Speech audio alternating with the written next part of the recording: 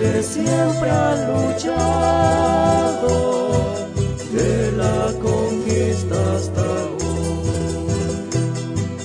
Vivimos porque peleamos contra el poder invasor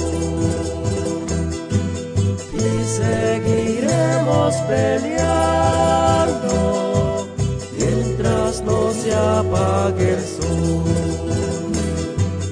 Y seguiremos peleando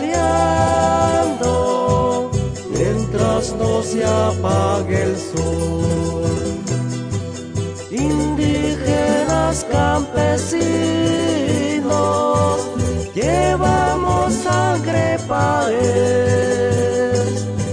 de Álvaro y de Benjamín, de la Gaitana y Quintín, de Álvaro y de Benjamín, de la Gaitana y Quintín.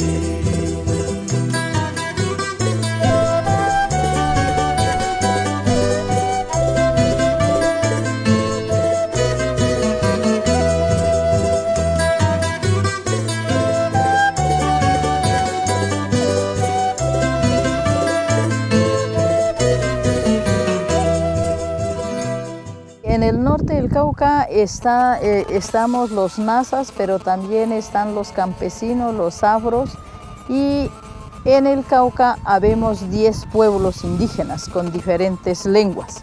Entonces, pero ustedes están aquí en el norte del Cauca, donde la mayoría somos nazas. Cuando hablamos del Consejo Regional Indígena del Cauca, pues las primeras reuniones, los primeros encuentros de nuestros mayores se inició precisamente aquí, ¿sí? En el año de 1970-1971. Y es ahí donde en una asamblea comunitaria de 144 mayores, pues se crea y se da origen a una organización que tuviera representación de los territorios indígenas, que hablara de la problemática de los territorios indígenas, y es ahí donde se piensa y se conforma el Consejo Regional Indígena del Cauca. Esas formas de convivir del pueblo nasa, por ejemplo, aquí en el norte del Cauca, es las mingas comunitarias, las asambleas, que se decían asambleas, las mingas familiares. Eso se reconoce mucho a los campesinos, o sea, tenemos la diferencia porque además nosotros tenemos nuestros propios gobiernos. Antes del 71 vivíamos una etapa primero de invisibilización, de atropellos, de abusos. Entonces donde se gesta a partir del 71, ¿sí? Toda la década del 70, del 80, parte del 90, en comenzar a recuperar territorios que ancestralmente han pertenecido a las comunidades indígenas. Pues como lo estamos hoy aquí, quizás de pronto ustedes se escucharon discutiendo que cuál es el camino, escuchar a la comunidad, acompañar a la comunidad, capacitar a la comunidad, retomar los mandatos, escuchar los consejos de los mayores, trabajar mucho la medicina tradicional. Esos son los caminos. Para nosotros seguir resistiendo es eso. Y como mujeres es con más fuerza, porque las mujeres tenemos una energía espiritual muy fuerte. Te hemos dicho, las mujeres tenemos que estar en estos escenarios para seguirnos fortaleciendo desde la espiritualidad. En la década del 60 surgen las Fuerzas Armadas Revolucionarias de Colombia, debido al conflicto por la propiedad de la tierra y las masacres campesinas coordinadas desde el gobierno.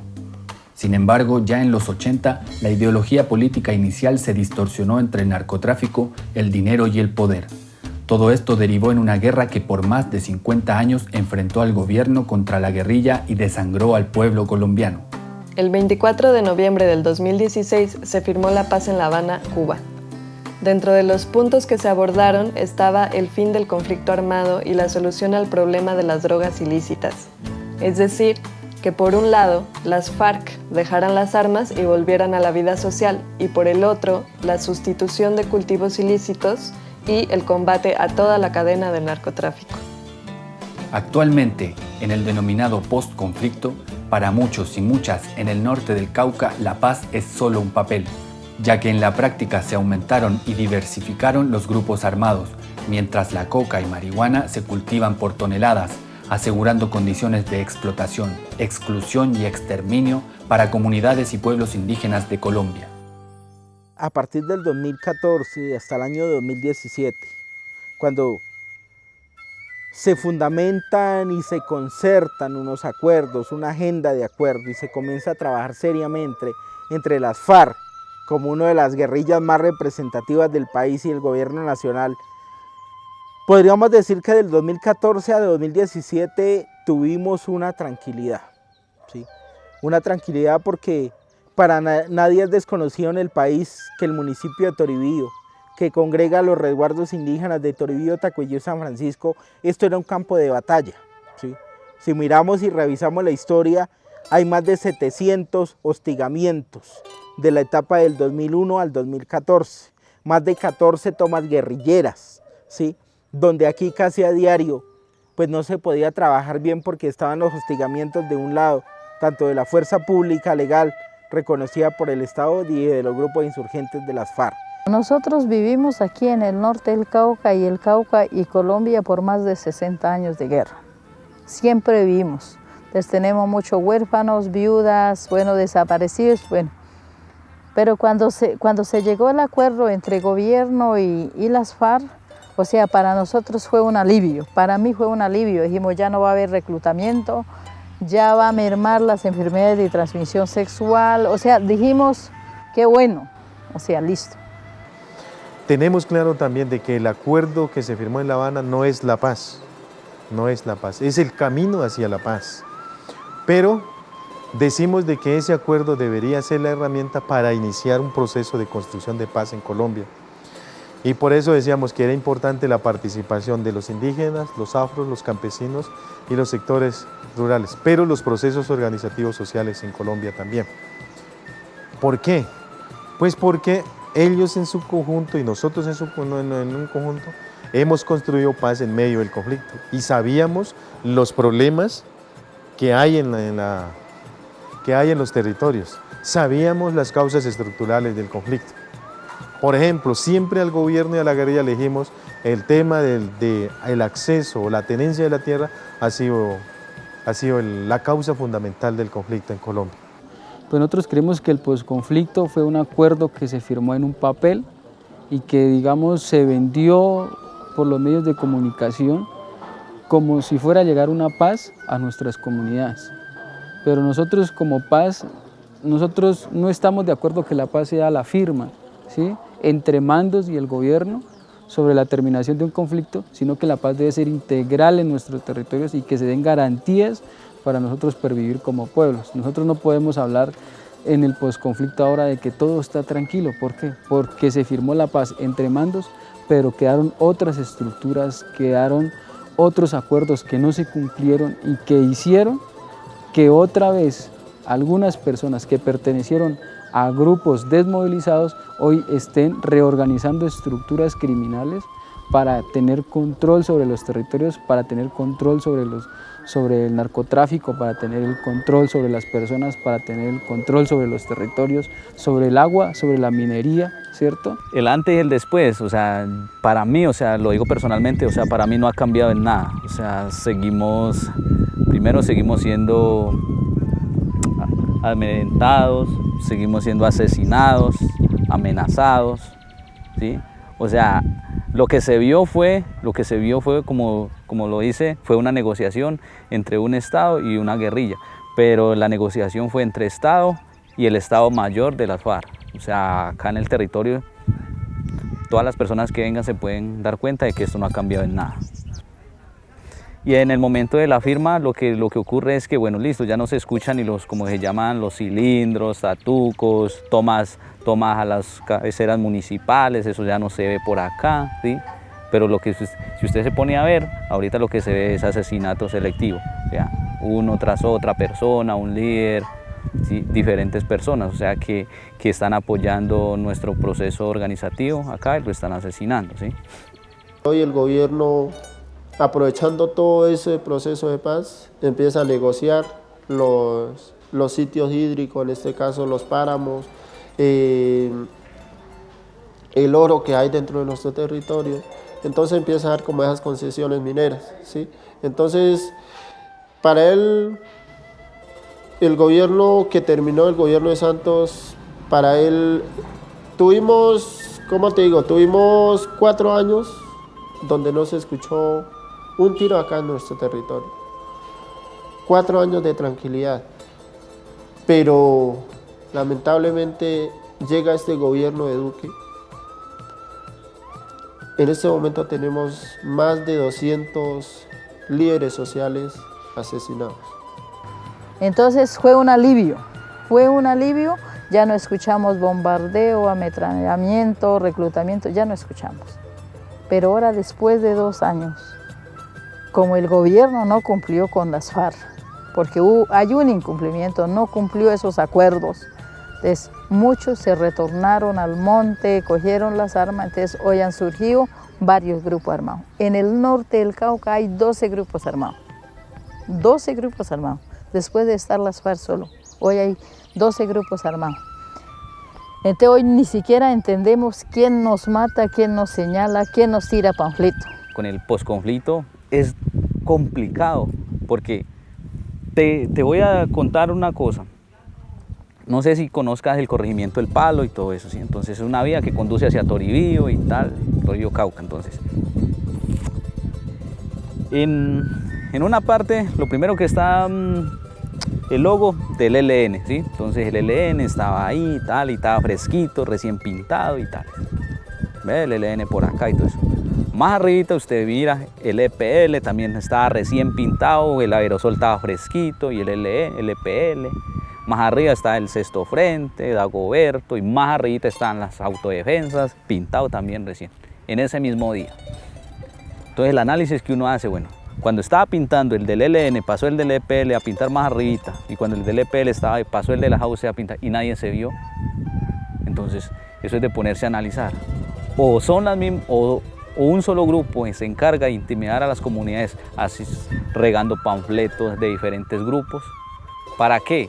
Para que en el momento cuando se haya una responsabilidad, nadie responda, ¿sí? Ah, no, eso fueron fulano, eso fue sutano, eso nosotros no tenemos nada que ver. A diferencia de antes, que uno sabía que solamente está tal frente por acá y que eran de la FARC. Pero hoy hay un elemento muy grave, que diríamos que es un plan sistemático del Estado, que es el asesinato de líderes sociales.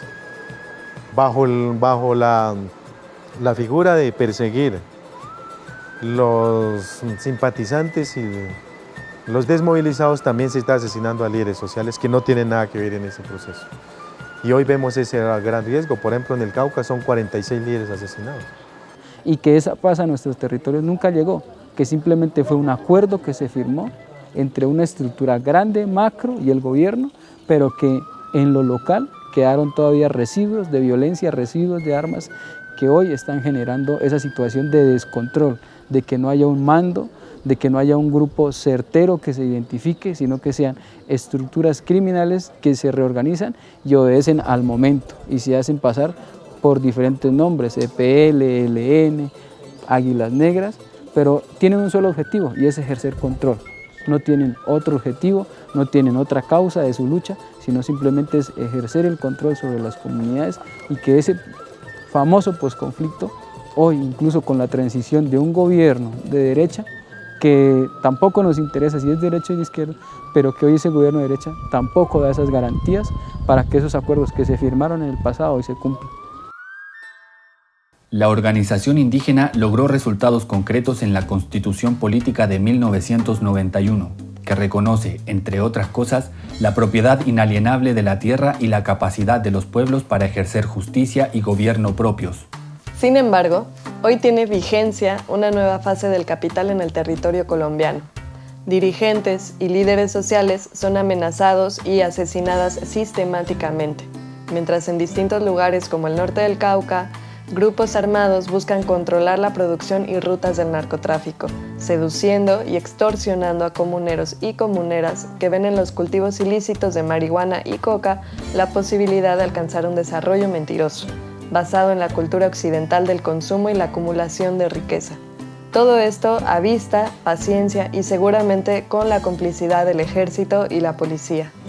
En este contexto, el pueblo nasa se divide en función de la acumulación de dinero, mafias y gobiernos que solo buscan acceder al territorio.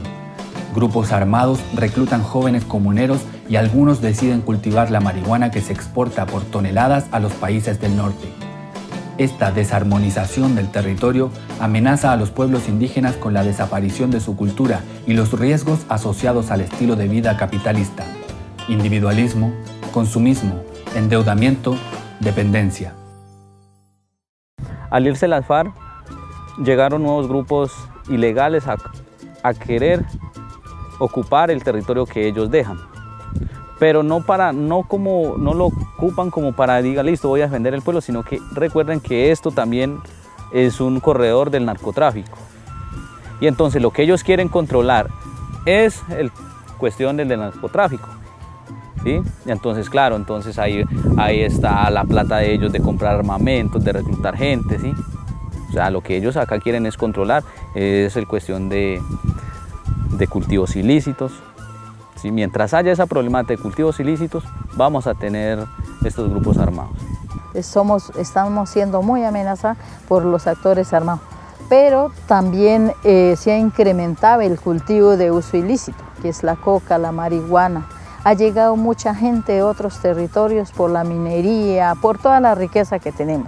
Ellos se conforman grupos de bandas organizadas para empezar a extorsionar a la comunidad, extorsionar a nuestros comuneros que están haciendo un trabajo legal, pero también ahí tenemos que tener en cuenta que hay un cultivo que para nadie es un secreto acá dentro de nuestro territorio, que es el cultivo mal llamado uso ilícito, ¿sí? En ese caso directamente la marihuana.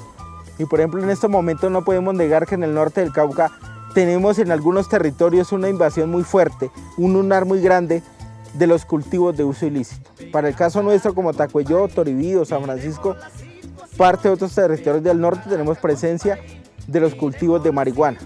Pero si abordamos otra parte del norte del Cauca, tenemos la presencia del cultivo de la coca, ¿sí? Un poco, en su momento, defendido por los grupos armados, porque se defendía porque era el combustible que aportaba la financiación económica de estos grupos a partir del tema del narcotráfico. Entonces, cuando hoy se hace un acuerdo, pues nos queda todavía ese tema, nos queda ese lunar allí, que es ahí donde hemos emprendido una lucha. Entonces, cuando hay gente que le incumplen por un lado, pero que continúa con unas armas en el territorio, pues quieren comenzar a querer controlar, ¿sí? Entonces aparecen donde se fortalecen estas bandas delincuenciales que hoy tenemos como EPL, ELN y FARC, ¿sí? Pero que finalmente cuando usted va y mira, en su esencia, son las mismas personas que integraron las FARC, pero como no tuvieron un direccionamiento político, se venden y se colocan a cualquier postor, al mejor postor. Pues para nosotros como NASA en sí, las matas, por lo menos la coca, la marihuana, para nosotros no es malo, sino cómo lo transmiten es otra cosa, ¿no? Cómo lo transforman. Para nosotros eso es una planta medicinal.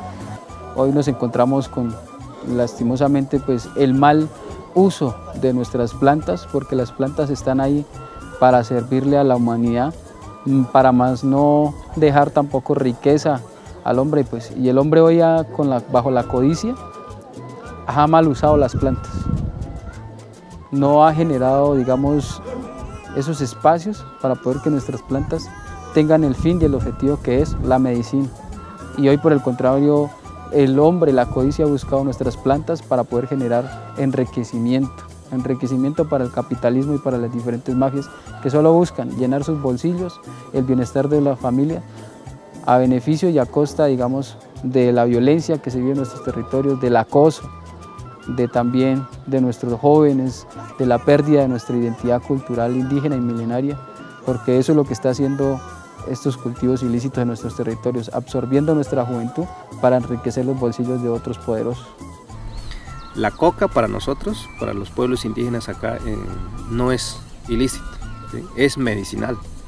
Entonces nosotros cualquier dolencia que tenemos, los rituales, ¿sí? Todo se hace a base, digamos, de la coca tostada.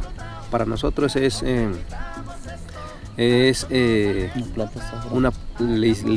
llamamos la planta sagrada, ¿cierto?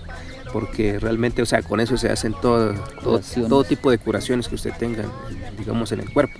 Ya otras cosas que son digamos, ya de lo occidental, pues ya ya no se podría. Pero digamos, lo ilícito es el mismo estado que lo vuelve, como se dice, ya lo convierte en polvo, bueno, la cocaína, bueno, qué sé yo, ¿cierto? Porque ya el mal uso. Claro, ya el mal uso, porque ya él está entrando, por lo menos nos decía, ¿quién está entrando, digamos, los insumos? Es el mismo gobierno, entra en camiones, entra en tractomulos, entra por la misma O sea, ciudad. los químicos que se produce acá, digamos, para tener la producción de coca o de otro derivado de coca. Eso, ¿de dónde vienen? Vienen por las grandes, digamos, puertos que tiene acá Colombia. Llegan acá, ¿por dónde entran? Por las vías principales que hay acá. ¿Dónde está el ejército? ¿Dónde está ubicado la policía? Por esas vías. Entonces, acá no llega en paracaídas los químicos, no llega en avioneta los químicos, llega por la vía y ahí está el ejército. Entonces, claro. Y yo digo que aquí es una estrategia del mismo Estado para involucrarnos, para decirnos de que, un ejemplo, esto aquí nosotros mandamos nosotros como cabildo porque estos territorios son nosotros, aquí nosotros ejercemos la ley. Entonces ellos no quieren que digamos nosotros ejerzamos nuestros derechos, entonces el gobierno le conviene que nosotros tengamos cultivos para ellos decir, mire, ustedes son gobierno y no controlan, entonces entramos nosotros. Es un pretexto. O sea, un pretexto. Entonces, mire, uno escucha por aquí, por lo menos en vez se baja el ejército, se sube el ejército, pues cruzan ellos, y ¿sabe qué le dicen a los que están por ahí cogiendo? No, tranquilo, nosotros no venimos por eso, sigan que eso es el sustento de ustedes, tranquilo, cojan que nosotros no tenemos orden de eso. Entonces la gente más se va empoderando porque si el mismo ejército le dice eso. Y así como ustedes miran allá, allá está la base militar y ahí abajito están los cultivos ilícitos. Entonces, cuando una comunidad no tiene agua potable, no tiene vías de acceso, ¿sí? Y fuera de eso súmele que llegó la globalización acá a las comunidades, llegó la tecnología acá. Entonces usted para obtener todo lo que usted quiere, los jóvenes han incurrido, entonces llegó que la moto, que llegó que el carro, que llegó que tenemos que tener el celular de alta gama, ¿sí? Entonces llegó el modernismo acá y eso hizo que los jóvenes se fueran empezando a desviar, ¿sí? Entonces yo necesito la moto, yo necesito el celular de alta gama, pero no lo tengo. Pero hay una solución, está el narcotráfico. Hoy el que llega a comprar no trae el efectivo en la mano. Bueno, te compro tanta libra, pero te doy tanto. Sino que traen, un ejemplo, te traen un carro, una moto sin documentos a cambiarle por el cultivo. Te traen un arma para cambiarlo con el cultivo. Entonces, ese es un problema bastante grande que nosotros no tenemos. Hoy, si usted se va a hablar con un joven de 18, 17 años, lo que te va sacando un fierro, decirle no, aquí el que mandamos somos nosotros, ¿sí? Porque ellos creen que la solución es esa.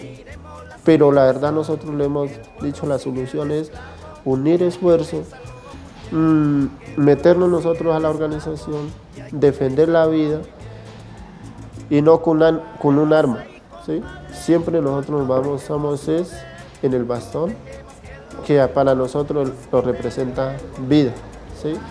Se supone que la seguridad democrática era, en fin, combatir a la guerrilla, pero combatir al narcotráfico. Y después de que se implementa la seguridad democrática, lo único que ha hecho es que se incrementen los cultivos ilícitos y se incrementen el narcotráfico en los territorios. O sea, si anteriormente uno veía, digamos, estas vías bajando, las chivas cargadas de todo lo que se daba acá, la papa, la cebolla, bueno, todo eso era en esa época, cuando no había tanto los cultivos ilícitos. Ahora, cuando hay los cultivos ilícitos, ¿qué pasa? Que todo sube de afuera. Entonces mire todo lo que nos está cambiando, o sea, nos está cambiando todo en el tema de trabajo, en el tema social, en el tema organizativo, en el tema de que la guerra continúe, o sea, todo esto también.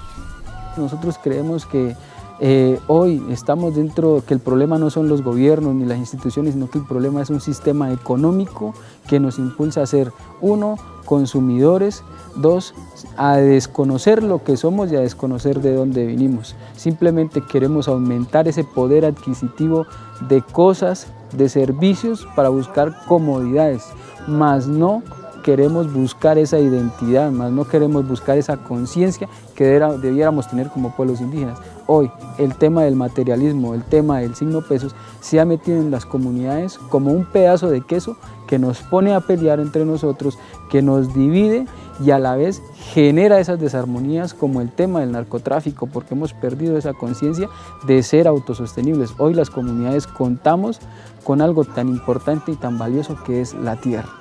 Tenemos la tierra, tenemos cómo sembrar porque nuestros mayores sabían cómo sembrar. Tenemos el agua, tenemos los diferentes ecosistemas que nos pueden hacer autosostenibles, que incluso podemos posicionar sistemas económicos propios tan fuertes y tan grandes frente al modelo económico que nos absorbe como una esponja, que siempre por encima nos coloca el signo pesos, pero nos estamos olvidando de lo que somos como comunidades indígenas. En el resguardo de Piuyá, desde hace varios años y específicamente en el año 2008, se ve la presencia del cultivo de uso ilícito en el resguardo, donde la comunidad, muy preocupado, analiza la situación, convoca una asamblea para analizar y proyectar qué hacer frente a la presencia del cultivo ilícito, donde la comunidad en 2-3 ocasiones define radicar voluntariamente por las causas o consecuencias que puede traer más después el cultivo de marihuana. En ese sentido, los mayores han sido muy sabios en decir de que no presencia de cultivo de uso ilícito en nuestros territorios, porque la marihuana, la mata no es la mata que mata, pero el uso que nosotros hacemos, eso nos hace daño y eso nos mata a nosotros, a nuestra juventud. Entonces, es por eso que han dicho nuestros mayores, no presencia de cultivos de uso ilícito, no presencia de grupos armados en nuestros territorios, y gracias a toda esa lucha, a ese trabajo que han hecho nuestros mayores, pues hoy día no contamos con cultivos de uso ilícito en el resguardo, no contamos con la presencia de grupos armados. Claro que en los resguardos vecinos, en los territorios vecinos, todavía existe y eso nos está afectando al resguardo de Piuyá. El camino a seguir para salir de esta problemática es lo que justo hoy estamos tratando aquí en el resguardo de Piuyá, porque nos estamos afectando muchos resguardos, ¿no?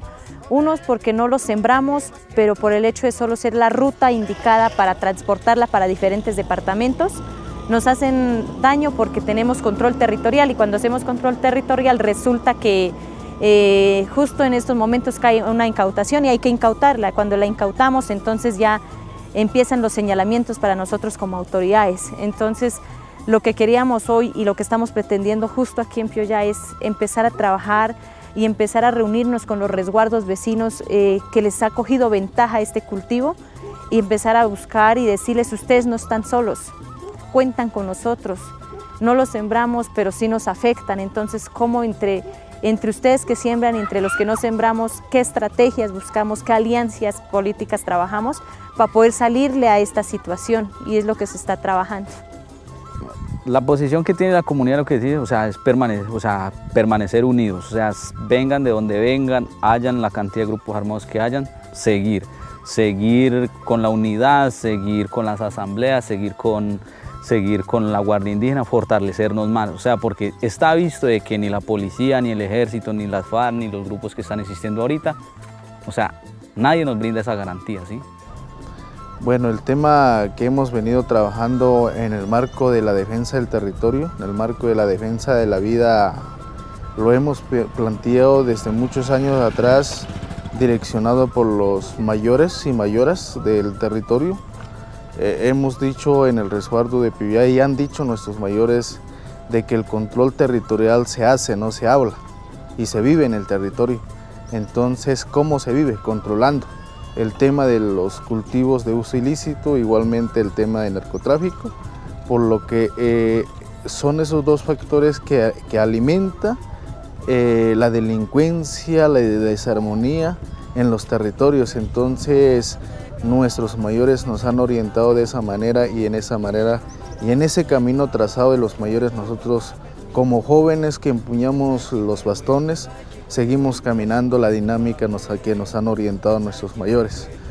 Dentro de mi exposición proponía que nosotros también generáramos una alternativa, que el modelo económico actual es una esponja que nos absorbe bajo el signo pesos. Nosotros debemos, como comunidades indígenas, colocar acá otra esponja que también absorba nuestra juventud, que absorba nuestra niñez, nuestros mayores, que absorba esta comunidad, que esa esponja tenga unos sistemas económicos propios, basados en la conciencia de lo que somos, de la ancestralidad, en las formas de sembrar, en las formas de intercambio y en las formas también de nosotros ejercer nuestra propia salud, de respetar y legitimar nuestras autoridades. Nosotros debemos generar esa esponja que atraiga a nuestras comunidades y no que los aparte, porque nosotros las autoridades estamos haciendo que nuestras comunidades se aparten de nuestra esponja como indígenas y todos se vayan impulsados de una manera tan rápida hacia la esponja del consumismo, del capitalismo, que los está llevando, y cuando ellos vienen de esa esponja hacia donde nosotros, entonces ahí es cuando empiezan a haber choques, porque ya se pierde lo indígena y por encima siempre va a estar el signo pesos. ¿Qué se planteó en la comunidad? En la comunidad se planteó, por ejemplo, fortalecer los cultivos tradicionales y ancestrales que tenemos en el resguardo. Por ejemplo, los cultivos de pancoger, cultivos de fique, que es el cultivo principal en el resguardo.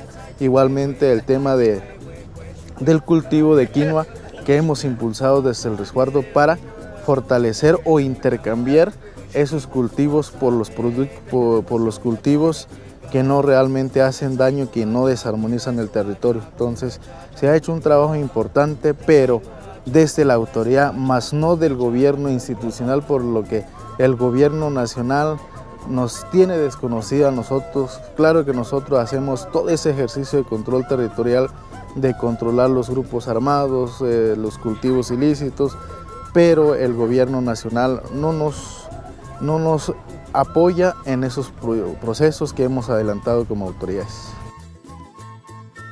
El poder que ejerce el capital sobre las comunidades es muy fuerte. Sin embargo, existen resguardos indígenas y autoridades que entienden la emergencia de una organización desde la base, respetando la asamblea y la participación de todas y todos. El camino es difícil, cuando la pelea es contra las armas, el narcotráfico y el dinero fácil. La esperanza radica en una historia con más de 500 años de resistencia, en la voz de los mayores y la necesidad de volcar a las nuevas generaciones a la conciencia sobre el ser nasa y retomar el camino.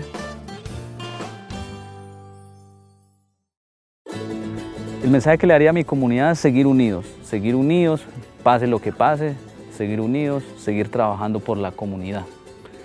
Y a la gente que nos pueda mirar desde afuera, decirles a los que han acumulado tanta riqueza por medio del narcotráfico, decirles que esa acumulación de riquezas ha costado sangre acá en nuestros territorios. Y decirle a otras partes que el pueblo nasa sigue en resistencia, que nosotros no nos vamos a dejar acabar, que nosotros vamos a seguir perviviendo como lo hicieron desde la llegada de los españoles. Bueno, la invitación y el mensaje es caminar hacia el camino trazado de los mayores, desde la esencia del sentir, nasa desde el corazón, porque el territorio se defiende, porque el territorio se trabaja, en el territorio se camina hacia la dignidad de los pueblos indígenas. El llamado principal es a la unidad cultural, unidad física, unidad de los pueblos, para defendernos entre todos, frente a los actores que nos quieren hacer daño. Y el llamado principal es que no dejemos ingresar a los grupos armados en nuestros territorios, no dejemos incrementar los cultivos de uso ilícito en nuestros territorios, porque eso en el futuro va a traer muchas consecuencias que realmente van a desarmonizar. Entonces el llamado es que vamos a unir y vamos a caminar el camino trazado de los mayores desde los principios fundamentales que reza el movimiento indígena: unidad, tierra, cultura y autonomía. Yo creo que nosotros debemos escuchar las palabras de nuestros mayores cuando empezaron a ejercer o empezaron a formular organizaciones para la defensa del territorio y para poder que se reconociera nuestras formas propias de gobierno que están en la Constitución, en el marco normativo de este país, pero nos olvidamos de eso y hoy estamos haciendo es que nuestras formas de gobierno se conviertan en un brazo más de la institucionalidad. Y no estamos haciendo el ejercicio de que nos reconozcan, que nos respeten y nos dejen ejercer nuestra propia forma de gobierno. Nos hemos dedicado a ser una institución más, un intermediario más de nuestra organización, que simplemente se dedica a reemplazar el Estado, pero también se dedica a repetir las mismas funciones del Estado, de un Estado paternalista que nos vuelve dependientes y que no hace que nosotros seamos autónomos el día de hoy. ¿Qué quiero decir con ello? Que nosotros todos los recursos que peleamos un día en las movilizaciones, hoy se están apacarando en un modelo centralizado de organización que lo reparte a las comunidades, pero estamos siendo dependientes también de la misma organización. Y sin embargo se sigue desconociendo nuestra propia forma de gobierno. Y nos hemos descuidado un poco en la parte comunitaria, que la parte comunitaria debiera ser donde esté el acercamiento en la toma de decisiones para bien o para mal entre la comunidad, la asamblea y la autoridad, y no simplemente en delegar funciones, que ellos sean cabezas y que simplemente se dediquen a ser mandaderos y a entregarnos recursos, porque esos recursos son los que nos están poniendo a dividir. El concepto de la legitimidad es 1, el respeto, 2, la credibilidad, 3, identificarme con esa persona, identificar que él es semejante a mí, pero que también lo que yo cree, él también lo cree, lo respeta y que sabemos que le entregamos una confianza y que nosotros le entregamos una confianza y que también él confía, ¿cierto? Y eso hace que se fortalezca, eso hace que se llene ese concepto de legitimidad. Y hoy eso no existe, hoy la mayoría de nuestros comuneros no creen en nuestra dirigencia, ¿cierto? Porque no hay legitimidad, no hay confianza, no hay respeto, no se identifican con eso. Por eso abandonamos esa concepción de ser indígena. Entonces eso es lo que nosotros debemos volver a retomar el camino, a ganarnos la confianza de nuestra propia comunidad para poder salirla a defender afuera.